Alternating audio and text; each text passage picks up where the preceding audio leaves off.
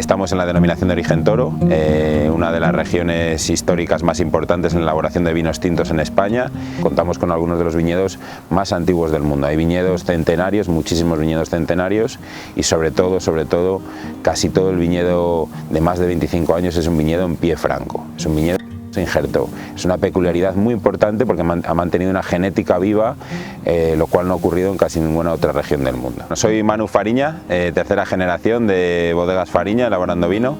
La tinta de Toro es un clon, una diferenciación de la Tempranillo, que es la variedad tinta mayoritaria del resto de España, pero muy bien adaptada al clima y al suelo que tenemos en Toro. El clima de esta zona es un clima continental, muy seco. Estamos en la meseta norte de España, estamos casi a 700 metros de altitud.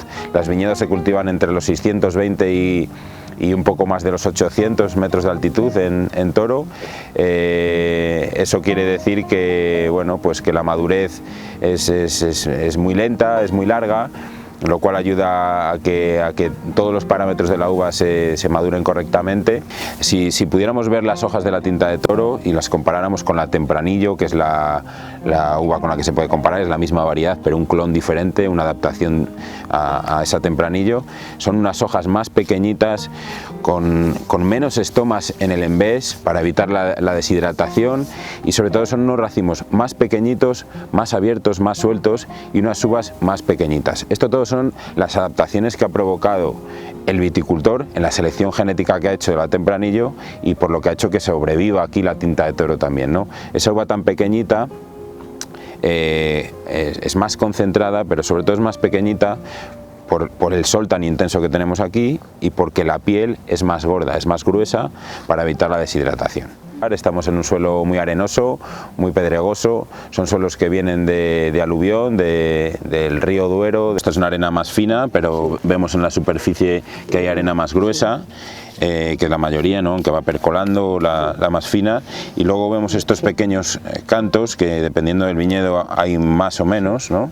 Y esto cumple una función. En la época de la maduración, durante el día, al tener tanto sol, incide sobre estas piedras, las calienta mucho, al no tener agua las calienta mucho, y durante la noche pierden muy rápidamente el calor. Esa diferencia de temperatura que provocamos en superficie entre el día y la noche provoca una buena parte del color, de la estructura, de los aromas que nos encontramos luego en la tinta de Toro. En el año 87 nosotros elaboramos vino desde el año 42, lo hacíamos a 30 kilómetros de aquí, lo seguimos haciendo en una bodega en un pueblecito que se llama Casa Seca de las Chanas, pero aquí en Toro elaboramos en estas instalaciones desde el año 87. Tenemos 4 naves principales, unidas todas de forma subterránea. Una primera nave, que es la nave de elaboración, que está aquí a mi derecha. Hay otra nave que está al fondo, que es la nave de embotellado y almacén. Una nave más grande, que es la que dedicamos al museo y a la nave de crianza en barrica, y detrás de ella hay otra nave, que es otra nave de elaboración, otra segunda nave de elaboración y almacenaje de vino a granel. Luego, por debajo, todo el subsuelo está conectado, donde realizamos el envejecimiento en botella, envejecimiento en barrica y conexión por túneles de toda la planta. Y bueno, y luego después embotellado, envejecimiento embotellado también en el subsuelo, y expedición en esa nave. Esta es la nave de elaboración, donde elaboramos todos los vinos, por donde pasan todas las uvas. Aproximadamente un 85% de esas uvas son tinta de Toro, y un 15% malvasía aproximadamente. Todos los tintos directamente los despalillamos, separamos la uva del racimo, estrujamos y directamente en depósito a fermentar y macerar.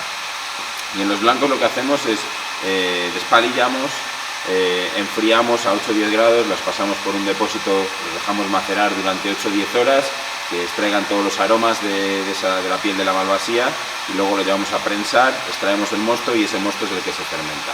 Bueno, pues estamos en la nave de crianza en barrica, estamos subterráneos, lo que intentamos con esto es tener las mismas condiciones que tenían las bodegas antiguas, de debajo de las casas, de las zonas altas de los pueblos, con unas condiciones de humedad alta y de temperatura muy estable a lo largo de todo el año. Con esto lo que buscamos es una eficiencia energética, pero a la vez mantener las mejores condiciones para la elaboración del vino, para la crianza del vino. Tenemos tenemos control sobre la temperatura y sobre la humedad. La temperatura prácticamente no la modificamos en todo el año, únicamente en años muy calurosos, en agosto, tenemos que refrigerar ligeramente la nave. La humedad sí que tratamos de mantenerla a niveles muy altos, por encima del 85 o 90% de humedad durante todo el año, que es lo que evita que tengamos problemas en la crianza de los vinos y pérdidas, ¿no? En definitiva, aquí se puede llegar a perder mucho vino por evaporación, ya sea del alcohol o de la parte acuosa del vino, y entonces tenemos que evitarla con condiciones altas de humedad. No tenemos un equipo de climatización con aire forzado. Solo en años muy cálidos utilizamos los fan coils para refrigerar. En años normales nosotros pasamos el verano sin utilizar la refrigeración.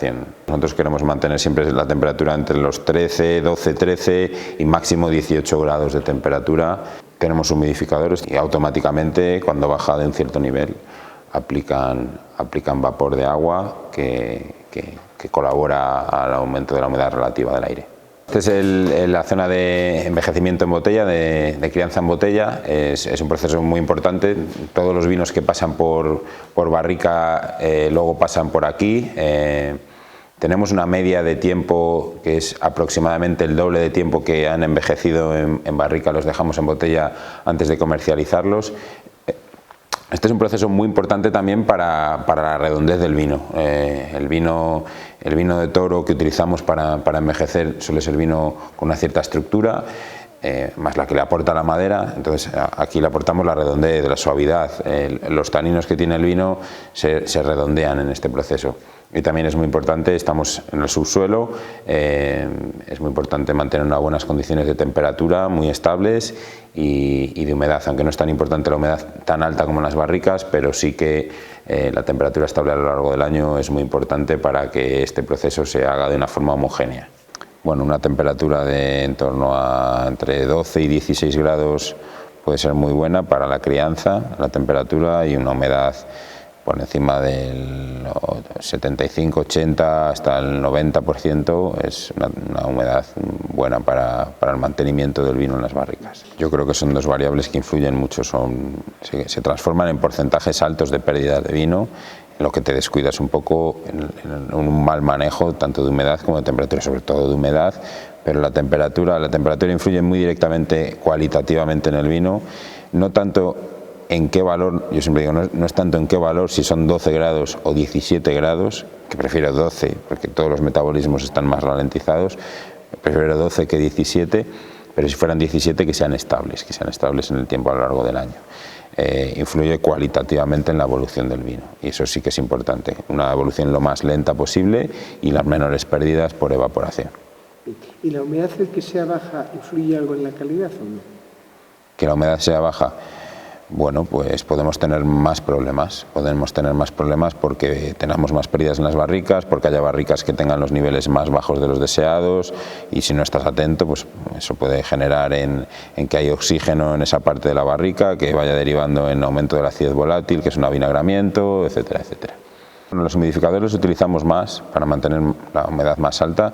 Los fan coils normalmente, bueno, a veces que a finales de julio o en agosto tenemos que utilizarlos durante un mes, nunca más de un mes y medio, y el resto del año la propia temperatura del ambiente ayuda a que esa nave metida entre la tierra del entorno se mantenga perfectamente y estable.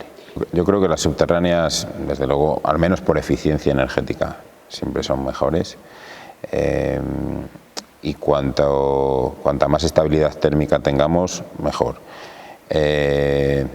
También por eficiencia energética, por provocar un menor gasto energético en la bodega.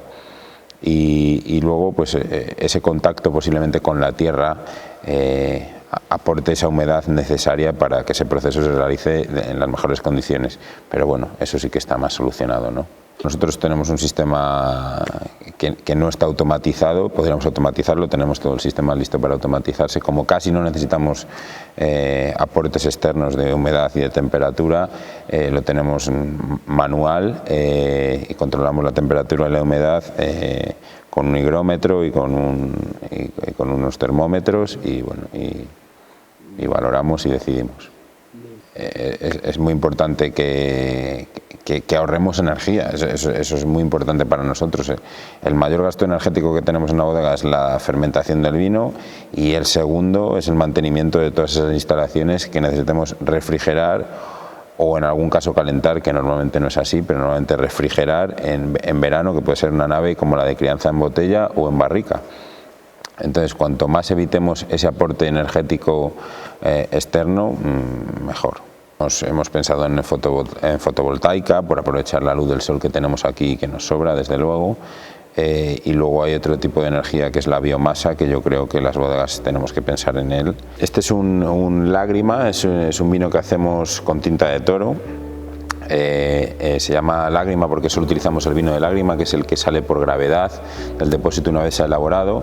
No utilizamos vino de prensa, que es más estructurado, sino que solo sale el de gravedad, el más aromático, el más fresco del depósito, y luego lo introducimos durante 4 meses en barricas. Es un vino en el que buscamos que sea un vino afrutado, que sea aromático, que tenga un poquito de complejidad de la barrica, pero luego que sea fácil de beber. Bueno, la crianza se nota en que aromáticamente aparecen algunos aromas que provienen del tostado de la barrica, como especiados, avainillados, cocos, tofes, cafés. Aparecen ciertas especias, bueno, muy difusas, que le da complejidad, pero siempre nosotros queremos que predomine la fruta de la que viene, la tinta de toro, que aparezcan los aromas frutales, ciertas flores, incluso frutas tipo fresas, frambuesas, moras. Y luego ya en la boca, pues tiene que ser un vino que sea redondito, que eso se le aporta a la madera. Una buena madera tiene que aportar redondez, un poco de estructura, pero redondez.